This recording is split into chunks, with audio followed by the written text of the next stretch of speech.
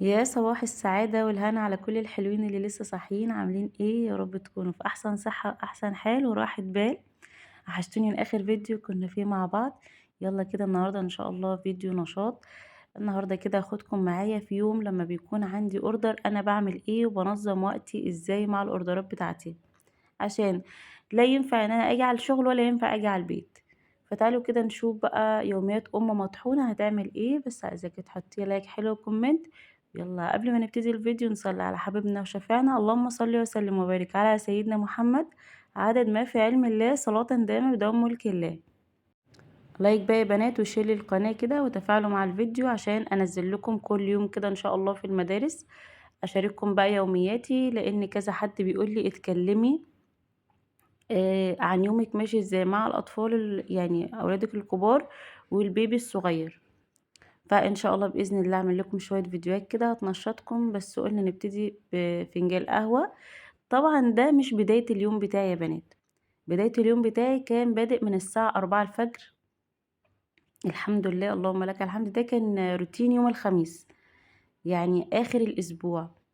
فعملت إيه، صحيت الفجر مشّيت بنتي على المدرسة lunch box وكده وسرّحت لها وخلّصت كل حاجة. بتنزل 6:30 وبدأت إن أنا أصحّي الأولاد عشان الحضانة، وأعمل برضه لانش بوكسات وأغيّر لهم والكلام دوّة، وبينزلوا على الساعة 09:00. اليوم ده أنا كان عندي order، فاليوم اللي بيكون عندي order فيه بيكون أكيد يوم مضغوط عن اليوم العادي، بس طبعًا مع الوقت إن أنا باحاول أنظّم وقتي، وطبعًا عشان الشغلانة دي كنت كلمتكم فيها من زمان، إن أنا شغّالاها بقى لي كتير جدًا من عمر فاطمة بنتي. فخلاص بقى يعني شوية كده لمّا كنت باولد أو حاجة كنت باوقّف وبارجع تاني أشتغل. الorder النهارده كان بسيط، كان معايا محشي بس الكمية اللي أنتم شايفينها دي بألف هنا وشفا على أصحابها. كان معايا محشي بتنجان، وكان معايا كفتة رز. هتقولوا لي طَب أنتِ بقى بعد ما مشيتِ الولاد عملتِ إيه؟ هاقول لكم دلوقتي، بس قُلت أنا قبل ما باطلّع أي order يا بنات لازم أجرّبه. يعني لمّا باكون عاملة حاجة فيها كفتة، فيها ممبار، الحاجات اللي زي كده، طبعًا باكون مزوّدة شوية وأجرّبه على أساس برضه إن أنا أطمن على التيست قبل ما أطلّع الorder بتاعي. فحبيت إن أنا أجرّب معاكم كده الكفتة، مهما كنت شاطرة فيها بس لازم برضه كل مرّة إن أنا أجرّبها. بُصّوا اللهم بارك، متماسكة جدًا ما شاء الله، وباعملها بلحمة جملي يعني مش باحبها باللحمة المستوردة دي أبدًا. زي ما أنتم شايفين طلعت قمر. فأنا عامةً حتى لمّا باعمل أي حاجة لحد، فأنا باعملها زي يعني ما باعملها لنفسي بالضبط. وربنا يحسن يا رب ما بين إيدينا ويوسّع في أرزاقنا اللهم آمين. تعالوا أقول لكم بقى عملت إيه بعد ما الولاد نزلوا على المدرسة. خلاص بقى كده اليوم بتاعي ابتدى المفروض من الساعة 09:00، يعني خلاص بعد ما هُم نزلوا، فأنا في حاجات باوضّبها بالليل قبل ما أنام. يعني أنا مش بانام وقت طويل، أنا بانام بالليل يعني ممكن أنام من 02:00 ل04:00 بالليل، عشان أنا جوزي بييجي متأخر، فبانام من 02:00 ل04:00 وآخد لي ساعتين كده في نُص النهار. بُصّوا الكفتة اللهم بارك، حاجة كده خطيرة طعمها تحفة جدًا. فقررت النهارده إن أنا هاعمل كفتة اللي هي بالصلصة، وهاعمل جنبيها شوية رز. هنا بقى كنت سلمت الأوردر وعملت بقى الغدا بتاعي يعني الحمد لله. حتى بُصّوا يا بنات ما فكِّتش الحمد لله يعني في قلب الصلصة ولا حاجة. باعملها بصلصة توم، وباعملها باحط عليها بطاطس. جنبها بقى شوية أنا باحب جنبها الصراحة رز بشعرية، بس ما كانش عندي شعرية فعملت رز أبيض. وده كان الغدا بتاعنا الحمد لله فضل ونعمة من عند ربنا. والبطاطس بُصّوا بقى أهم حاجة بقى إيه، أنا باعمل إيه، مش باحط الكفتة الأول، أنا باحط البطاطس تاخد غلوة، وبعد كده باحط الكفتة، عشان أصلًا كده already الكفتة مستوية. فباحط بقى البطاطس الأول عشان ممكن تاخد سِوَى شوية عنها، تاخد غلوة وبعد كده بانزل بالكفتة، لإن زي ما أنتم بتلاحظوا إن الكفتة بتشرب السوايل كلها اللي في قلب الصلصة. وأنا باحب صلصتها تقيلة، مش باحب صلصة الكفتة خفيفة زي الطبيخ كده لأ، باحب يكون الصلصة تقيلة شوية فيها. طبعًا بقى الأكل ده أذواق. فبعد ما زي ما قُلت لكم وصلنا لحد فين؟ طب حطّي لي لايك كده عشان أفتكر. بُصّوا بقى، انا كنت مجهزة خلطة المحشي من بالليل. انا جبت حاجات بالليل وفي حاجات لازم تتعمل الصبح، يعني كفتة الرز دي كانت لازم تطحن الصبح.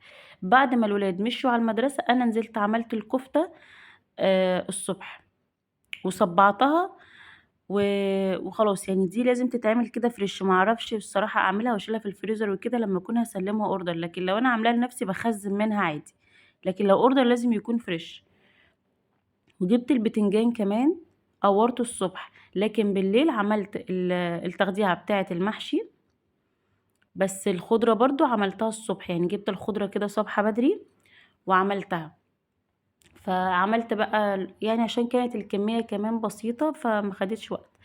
وبعد كده بعد ما اتغدينا اخدت اللبس، يعني غسلت البوتاجاز عشان البوتاجاز ده بيعمل لي عقدة، ما بحبش اشوفه متبهدل قدامي ابدا، بحب يبقى نضيف قشطة كده. بعد ما اتغدينا غسلت البوتاجاز، جيب بقى على لبس الولاد بعد ما جم. خدت الغسيل بتاعهم، انا غسلته على ايدي، يعني انا قلت بقى مش هعمل دورة في الغسالة على الشوية دول لاني كنت مخلصة الحمد لله الغسيل كله. فغسلتهم كده، جبت طبق مية وحطيت فيه شوية اريال وغسلت الهدوم على ايدي والشرابات، يعني هدوم المدرسة والشرابات لان هما دول بس اللي كانوا موجودين. فهم ما غيروش كل هدومهم، يعني الهدوم الداخلية فضلوا لابسينها وانا غسلت بس اللبس بتاع المدرسة. لان كده كده بالليل قبل ما يناموا هم هياخدوا شاور تاني وهيغيروا. فانا بسيبهم بقى لاني بيبقوا لابسين اصلا الهدوم الداخليه دي بنات من الصبح كل يوم. انا عامله نظام ان الشراب لازم يبقى نظيف، الهدوم الداخليه طبعا بتبقى نظيفه. ولما بيرجعوا من المدرسه والحضانه بعمل ايه بقى، باخد اللبس بتاعهم. لو ما عنديش لبس خالص بغسله كده على ايدي. لو عندي بقى لبس بقوم طبعا عاملاه دوره في الغساله. بس كل يوم برضو اللبس بتاعهم لازم اغسله.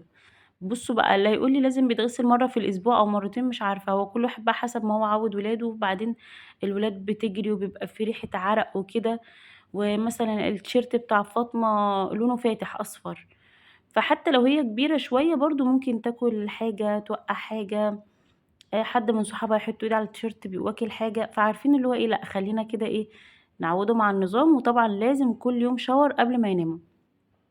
ففي كومنت حلو كده كان جايلي، انا هكلمكم بالتفاصيل عن شغلي في فيديو تاني ان شاء الله.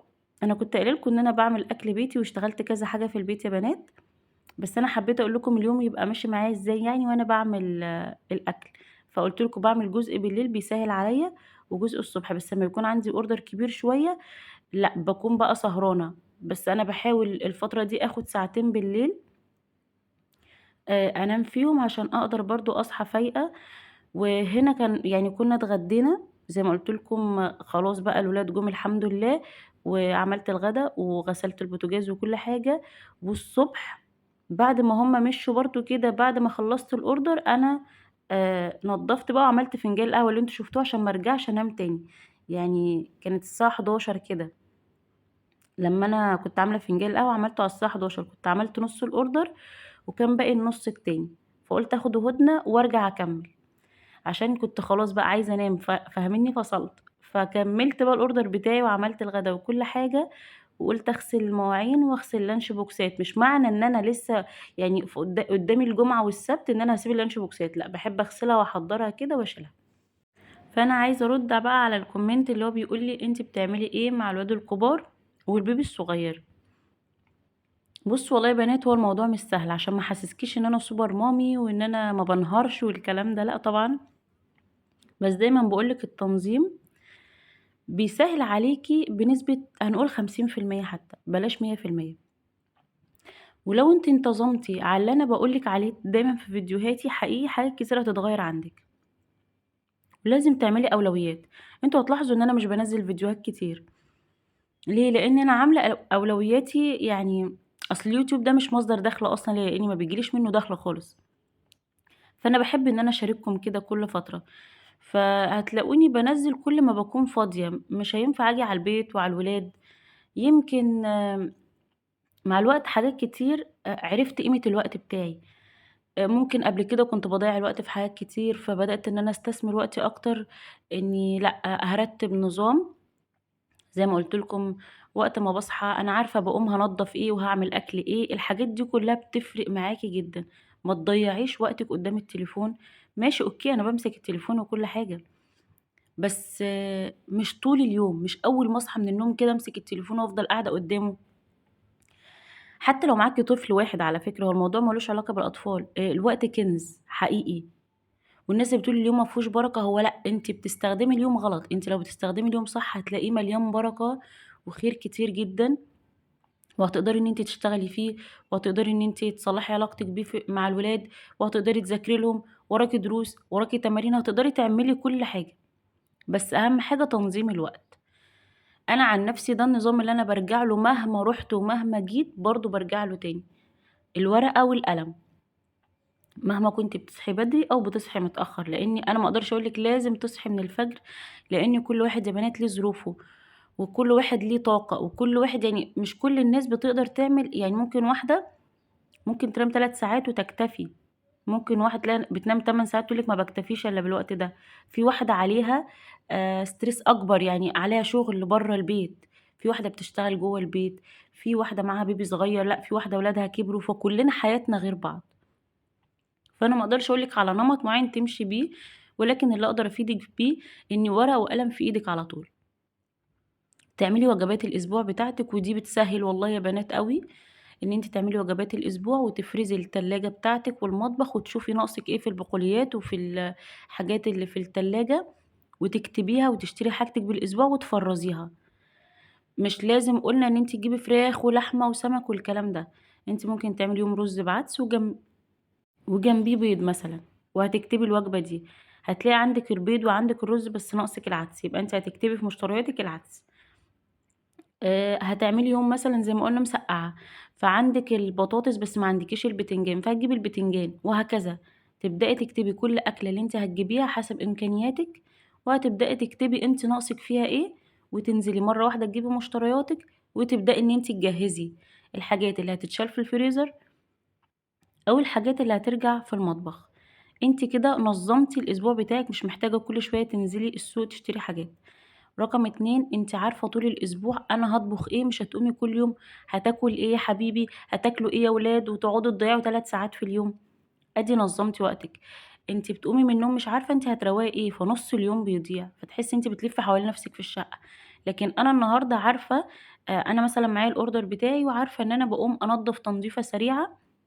في أيام أنا عاملاه للتنضيف العميق وأنا شاركتكم الجدول، وفي أيام ما عنديش فيها تنضيف عميق بس عندي روتين ال10 دقايق، زي اليوم اللي أنتم شايفينّي فيه يوم الخميس ده كان عندي تنضيفة ال10 دقايق كنت باعمل التلاجة، بس أنا ما جبتش معاكم تنضيف التلاجة لإني حسيت إن الفيديو طوِل جدًا. فما رضيتش أتقِّل على نَفْسي، عملت زي ما أنتم شايفين المطبخ اللي هو المواعين، البوتاجاز، عملت الغدا، روّقت الشقة زي ما وريتكم في أول الفيديو، كانت الشقة من بالليل، عملت برضه روتيني الليلي مع الروتين بتاع ال10 دقايق بيفرق جدًا. قبل ما بانام بانضّف وباخلّص كل اللي ورايا برضه كده من على الوِش، باخد ساعة واحدة، ما امسكش التليفون ولا أعمل أي حاجة، بعد ما الولاد يناموا تمامًا بابتدي إن أنا أمشي مشية سريعة كده على الشقة وأكنس الشقة، مش هامسح ولا حاجة، بس باكنس الشقة. التويليت مثلًا بانضّفه مطرح ما الولاد خدوا shower، في عندي هدوم هتتحط في الغسالة عشان تاني يوم الصبح أنشرها، وهكذا. فغرفة الولاد ممكن مثلًا قبل ما بيناموا لو في الألعاب أو حاجة أقول لهم لمّوها، ما بتبقاش نضيفة أحسن حاجة، بس بتبقى على الأقل كل حاجة في مكانها. غرفتي طبعًا زي ما قُلت لكم غرفة النوم عشان ما بيبقاش فيها قعدة ولا الكلام دوّة، فبتبقى على حدٍ ما أكتر أوضة نضيفة في البيت. المواعين وأنا بقى الوقت اللي أنا مستنية فيه جوزي ويبقى يونس صاحي فيه، فأنا باحاول على قد ما أقدر إن أنا إيه، لإنه طبعًا بيسهر وبيبقى مغلّبني، مش هاقول لكم بقى إن أنا نام يا حبيبي فهو بينام، طبعًا أنتم عارفين. بابقى قاعدة الشوية اللي هو قاعدهم ساكت، فأنا أقوم أغسل شوية مواعين، بافرز المواعين شوية إزاز لوحده وشوية أطباق لوحدها والكلام ده، وكل ما يسكت أقوم غاسلة حاجة شوية، فباعمل المطبخ على مدار الليل على قد ما أنا قاعدة. وطبعًا عاملة نظام للولاد الكبار إن هُم بيناموا بدري عشان الدراسة، فما بيبقاش باقي إلا أنا وابني الصغير. طب أنا هافضل قاعدة جنبيه وماسكة التليفون؟ لأ طبعًا. عندي حاجات عارفين اللي هو عاملة target كده لازم أنهيه النهارده. فباعمل إيه، الشوية اللي أنا قاعداهم مع ابني بالليل باحاول أستغلّهم على قد ما أقدر إن الشقة تكون نضفت، وهو بيكون قدّامي بقى باسيبه شوية بيعيّط باشيله، بيسكت باسيبه وباعمل حاجة. تمام، الشقة بقى بالليل نطفت، فأنا باقوم تاني يوم مرتاحة. لو معايا order برضه زي ما قُلت لكم وهاحضّر فيه حاجة، كده، كده هو بيبقى سهران وأنا بابقى سهرانة معاه، باحاول أخلّص على قد ما باقدر. طيب هو نام ساعتين بالليل، فأنا بانام جنبيه، ما نامش بقى وتعبني، خلاص أنا خلّصت كل اللي ورايا، أنا ممكن أحضّر كمان الغدا وأنا سهرانة مع ابني الصغير بالليل، وأحضّر الحاجات اللي أنا محتاجاها تاني يوم، فحتى لو أنا نمت بعد ما الولاد مشيوا على المدرسة، ما أنا شقتي نضيفة ومجهّزة الغدا وكل حاجة، فلو نمت مثلًا من بعد ما مشيوا على الساعة 09:00 لحد الساعة 14:00 فأنا نمت. فهو الموضوع كله هيحتاج بس إن أنتِ زي ما قُلت لِك تبقي عارفة أنتِ هتعملي إيه، اكتبي أنا عندي تنضيفة عميقة يوم كذا، والتنضيفة دي هترجع لِك أنتِ في الأيام بتاعتِك، مش قادرة تعملي التنضيفة مرة واحدة، اقسمي غرفة نومِك على مرتين، اقسمي المطبخ على مرتين وهكذا، وهتلاقي بُصّي ما دام إيدِك في شقتِك تأكدي إن أنتِ هترتاحي كتير، ومش هتضغطي إن أنتِ تسيبيها مثلًا كذا شهر ما بتعمليهاش. ما تسيبيش المواعين أسبوع، ما تسيبيش الكلام دوّة. بُصّي إن شاء الله تعملي كل شوية حاجة، أنا عارفة إن الموضوع صعب لو معاكِ بيبي صغير، بس ممكن على مدار اليوم تغسلي شوية في شوية، مش لازم تقفي مرّة واحدة ساعتين تغسلي المواعين. فصدقيني الموضوع لو أنتِ نظمتيه أنتِ هترتاحي.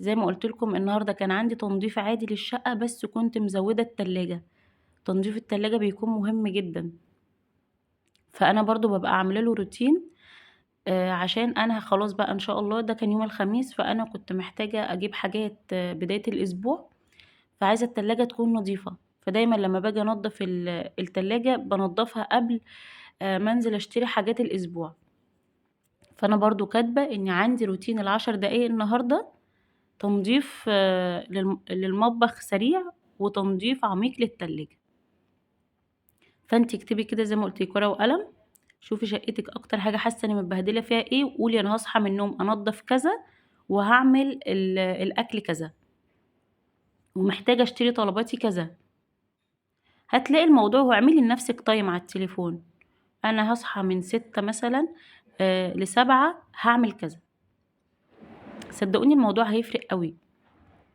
فحاولي بس تعملي كده زي ما أنا باقول لِك، وإن شاء الله هتلاقي ربنا بيبارك لِك في الوقت وفي الصحة، وقبل ده كله اتكلمت معاكم يا بنات الذكر والقرب من ربنا، والله يعني أنتِ لمّا بتصلّي وبتقرّبي من ربنا باحس إن لأ يومِك فيه بركة أحسن، بتحسي إن أنتِ مش كسلانة، الذكر والصلاة والقرب من ربنا بيخلّي جسمِك كده تحسي إن هو خفيف، فحاولوا على قد ما تقدروا إن شاء الله بإذن الله ربنا هيعينكم وهيقويكم والله يعني دايمًا الواحد بييجي له كده زي انتكاسات برضه، بيبقى كسلان وتعبان، بس خلاص بقى للأسف أنتِ فأنتِ لازم تبقي قادرة إن أنتِ تشيلي مسؤولية بيت، ما فيش أم ما تقدرش تشيل مسؤولية بيت، في أمهات شاطرة وبتشتغل وبتفتح بيت وبتربي أولاد وبتودّي الحضانة والمدرسة، بتعمل كل حاجة، هو ربنا بيدّي الحمل التقيل وبيدّي الكتف اللي يشيل، فأنتِ دايمًا ادعي ربنا إحنا مش بنربي بشطارتنا وبذكائنا،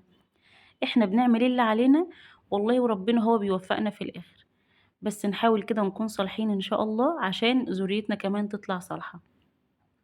هنا بقى زي ما أنتم شايفين خلّصت المواعين ونضّفت هنا بقى كان نهاية اليوم يا بنات بقى اللي هو إيه، هلكت بقى خالص، خلّصت المواعين وخلّصت المطبخ ومسحته زي ما أنتم شايفين، رجّعت كل حاجة مكانها، ويالّا بقى شوية مُعطِّر كده يدّوني انتعاش، بجد أحسن لحظة وأجمل حاجة باحبها في حياتي إن أنا أخلّص المطبخ، إحساس جميل جدًا.